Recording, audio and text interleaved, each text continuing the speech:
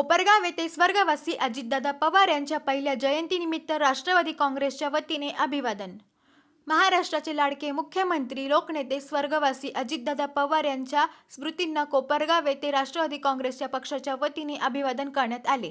यावेळी त्यांच्या प्रतिमेस पुष्पहार अर्पण करून त्यांच्या कार्याला आदरांजली वाहण्यात आली. आमदार आशुतोष काळे यांच्या मार्गदर्शनाखाली आयोजित करण्यात आलेल्या या अभिवादन कार्यक्रमास राष्ट्रवादी काँग्रेस पक्षाचे पदाधिकारी, कार्यकर्ते आणि नागरिक मोठ्या संख्येने उपस्थित होते. राज्याच्या विकासासाठी स्वर्गवासी अजितदादा पवार यांनी दिलेले योगदान, प्रशासनातील त्यांची कार्यशैली आणि जनतेशी असलेली बांधिलकी यांचा उपस्थितांनी गौरव केला. त्यांच्या विचारांना पुढे नेण्याचा निर्धार यावेळी कार्यकर्त्यांनी व्यक्त केला.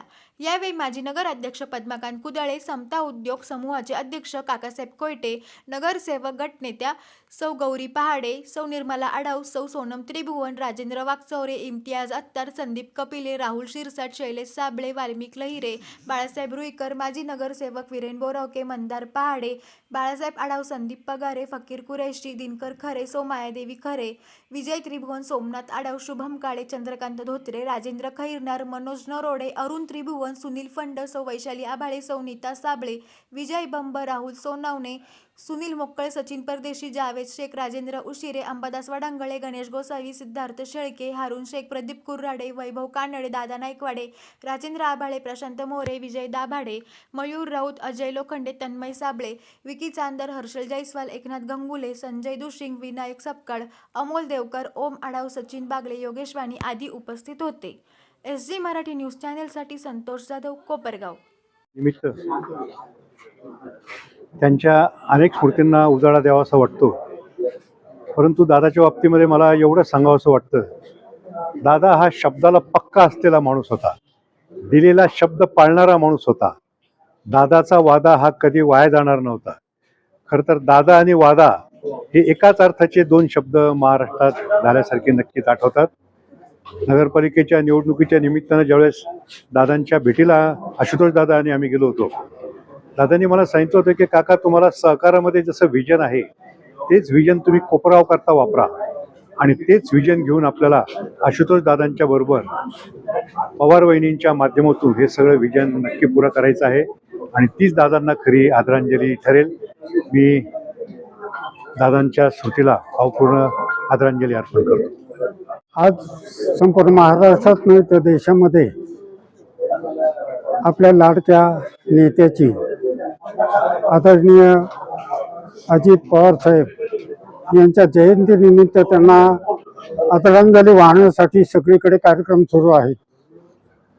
एक महाराष्ट्राचं कणखर नेतृत्व आणि अतिशय स्पष्ट वक्ता आणि प्रशासनावर ज्यांची मोठ्या प्रमाणात पकड होती असे अजितदादा एका अपघातानं आणि एका घटनेनं आपल्यातनं निघून गेले, आणि तेव्हापासून हा महाराष्ट्र पोरका झाल्यासारखा झालेला आहे. खंत तर याच गोष्टीची वाटते की त्यांच्या अपघाताची चौकशी सुद्धा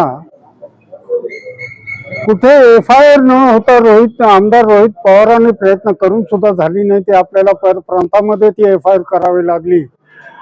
आज आपण मोठ्या आदराने त्यांच्या या स्मृतीला उजाळा देत असतानाच मला आमच्या आमदार आशुतोष दादांचं कौतुक याच्यासाठी वाटतं की त्यांनी अधिवेशनामध्ये पुन्हा एकदा हा प्रश्न काढला की या अजितदादांच्या अपघाताची चौकशी व्हावी.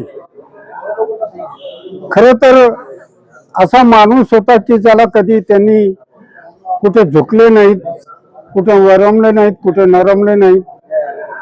दिल्लीचं तख्त सुद्धा त्यांच्या पुढे, अजितदादा पुढे त्यांचा विचार घेतल्याशिवाय कुठे पुढे जात नव्हते.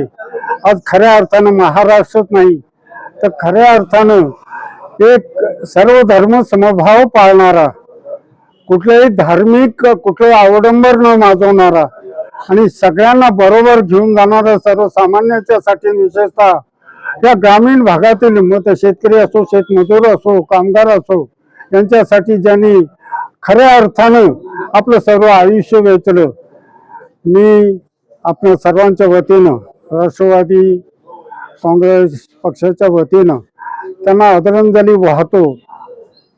पण दादा गेले आणि आमच्यातलं सत्वच गेलं असं वाटायला लागलं. पुन्हा एकदा त्यांना आदरांजली.